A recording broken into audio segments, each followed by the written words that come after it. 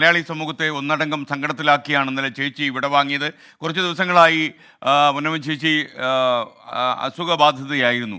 Cancer ബാധിച്ചിരുന്നു. കൊച്ചിയിലെ ലിസി ആശുപത്രിയിൽ കഴിഞ്ഞ 3 ദിവസങ്ങൾക്ക് മുമ്പ് ചേച്ചിയെ പ്രവേശിപ്പിച്ചിരുന്നു.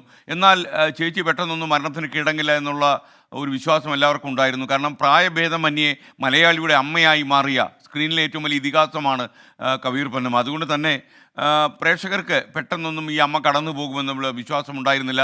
എന്നാൽ ചേച്ചി കുറേ അധികം കാലമായി മരണത്തെക്കുറിച്ചൊക്കെ ഇങ്ങനെ ഇടതടവില്ലാതൊക്കെ ചേച്ചി സംസാരിക്കാറുണ്ട്. പലപ്പോഴും മലയാള സ്ക്രീനിൽ, ടെലിവിഷനിലും ഫിലിമിലും ഒക്കെ തന്നെ എത്രയോ കഥാപാത്രങ്ങൾ മരിക്കുന്നതായിട്ട് ചേച്ചി അഭിനയിച്ചിട്ടുണ്ട്. എന്നാൽ ചേച്ചിയെ എക്കാലത്തും ഏറ്റവും സ്വാധീനിച്ചത് തിങ്കളാഴ്ച നല്ല ദിവസം എന്ന പത്മരാജൻ സിനിമയിലെ അമ്മയായിരുന്നു. ആ അമ്മയുടെ മരണമൊക്കെ തന്നെ ചേച്ചി ഒരു പരിധിവരെ വല്ലാതെ അലട്ടിയിരുന്നു. പത്മരാജനോട് തന്നെ എൻ്റെ മരണത്തിൻ്റെ റിഹേഴ്സലാണോ ഈ കഥാപാത്രം എന്ന് പോലും ചേച്ചി ചോദിച്ചിട്ടുണ്ട്. കാരണം ഒരുപാട് മരണങ്ങൾ അതിഗംഭീരമായി അഭിനയിച്ചു തീർത്ത ചേച്ചിക്ക് പത്മരാജൻ്റെ സിനിമയിലെ തിങ്കളാഴ്ച നല്ല ദിവസം അതിലെ അമ്മയുടെ വിയോഗം എന്ന് പറയുന്നത് താങ്ങാൻ കഴിയുന്നതിനും അപ്പുറമായിരുന്നു.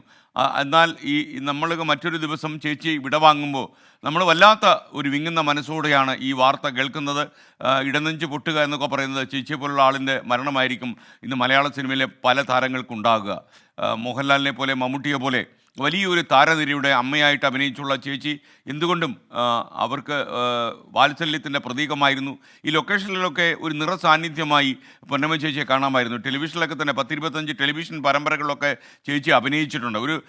ഒരു അമ്മ വേഷം എന്ന് പറഞ്ഞാൽ ആദ്യം ആരും ആലോചിക്കുന്ന കബീർ പൊന്നമ്മയായിരുന്നു. പൊന്നമ്മ ചേച്ചി ആയതുകൊണ്ട് മാത്രം അമ്മ വേഷം എന്നുള്ളത് മലയാളത്തിലെ ഏറ്റവും പ്രധാനപ്പെട്ട കഥാപാത്രമായി മാറി. സാധാരണ ഒരു നായകൻ്റെ അമ്മ എന്ന് പറയുമ്പോൾ ഒരു തൂണായി മാറേണ്ട ഒരു കാലത്ത് നായകനെ നിയന്ത്രിക്കുന്ന ഒരു കഥാപാത്രമായി ചേച്ചി മാറി എന്നുള്ളത് ചേച്ചിയുടെ വ്യക്തിപ്രഭാവം ഒന്നുകൊണ്ട് മാത്രമായിരുന്നു എന്നുകൂടി നമ്മൾ മനസ്സിലാക്കുന്നു. 6 പതിറ്റാണ്ടോളം കാലം ചേച്ചി മലയാള സിനിമയിൽ നിറഞ്ഞു നിന്നു.